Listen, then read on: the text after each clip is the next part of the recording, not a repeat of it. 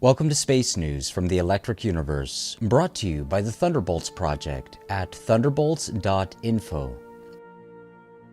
How does the sun work? For the better part of a century, the scientific consensus has been that a nuclear reaction within the sun causes the sun's light, heat, and radiation. But rather than confirming this model, modern space discovery has only provided seemingly endless riddles and anomalies. Nevertheless, today, institutional science gives no indication of its readiness to explore real theoretical alternatives in solar physics. In this episode, Bishop Nicholas Sykes contrasts in clear and simple terms the fundamental differences between the electric universe paradigm and the standard view of the sun and all stars. Video number 6, The Workings of the Sun.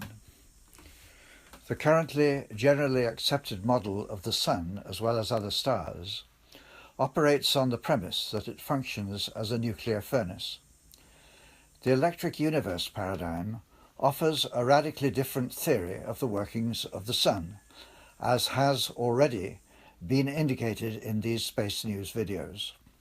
I would like now to sow some further seeds of doubt in viewers who are content with the current generally accepted model of the Sun, before going into any further detail about the electric universe paradigm.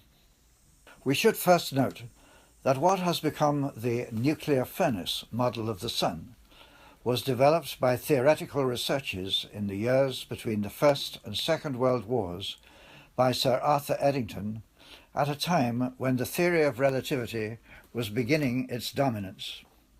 Soon after this, scientists and engineers began to be greatly impressed by the proposed new applications of nuclear technology, both for peaceful purposes and to the ends of war.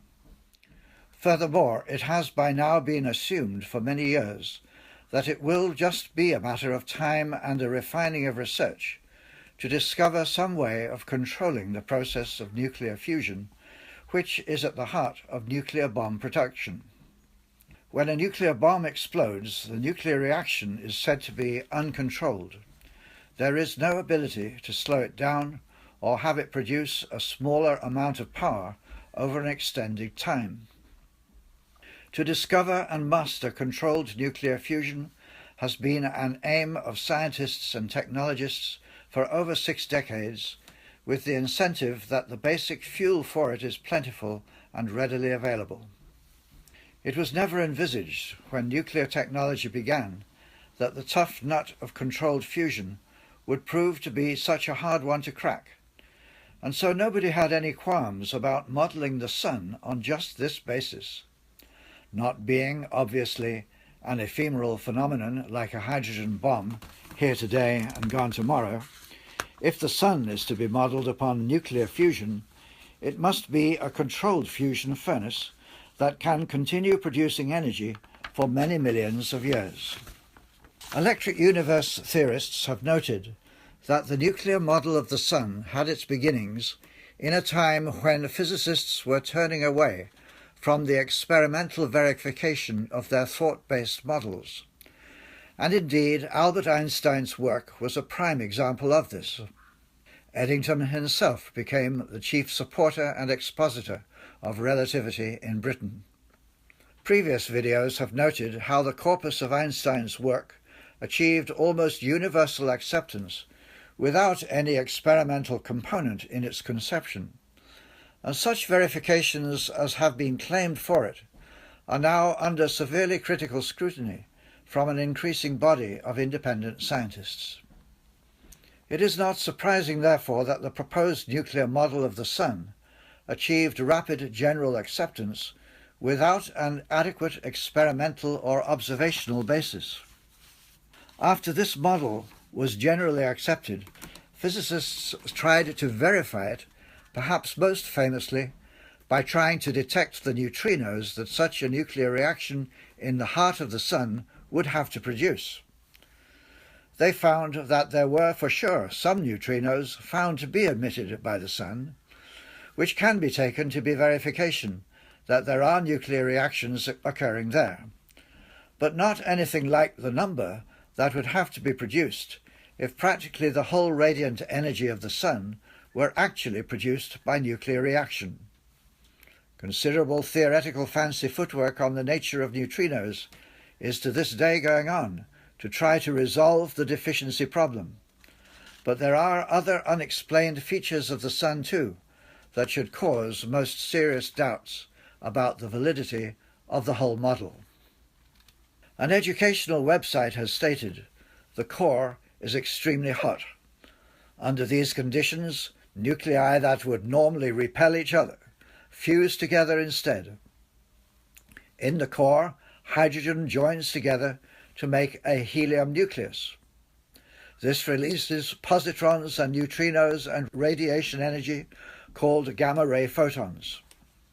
The fusion in the Sun's core also creates 99% of the Sun's heat or thermal energy. The rest of the Sun becomes warm when the heat created by fusion moves outward from the core through the layers outside. There is one huge unstated problem for this model, presumed as factual by many textbooks and websites.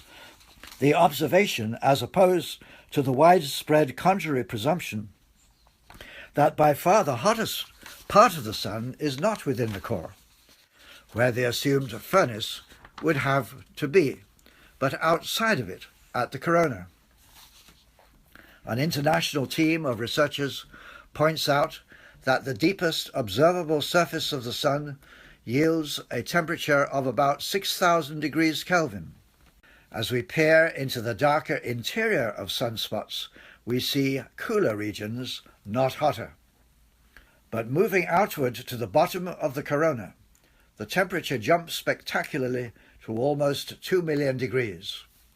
Thus, the superheated shell of the Sun's corona reverses the expected temperature gradient predicted by models of internal heating. It is clear that an internally heated furnace of any sort, nuclear or otherwise, does not and could not work this way at all. The Sun's temperature gradient, increasing where a furnace model would predict a decrease, is given an explainable cause by the electric universe model, and this ought to make the EU model a realistic contender for the minds of scientists and the general public. Indeed, it ought to make the electric universe paradigm an irresistible contender for research opportunities in the science departments of any new university that was brave enough and ultimately to be proved wise enough to take it on. For continuous updates on space news from the electric universe, stay tuned to thunderbolts.info.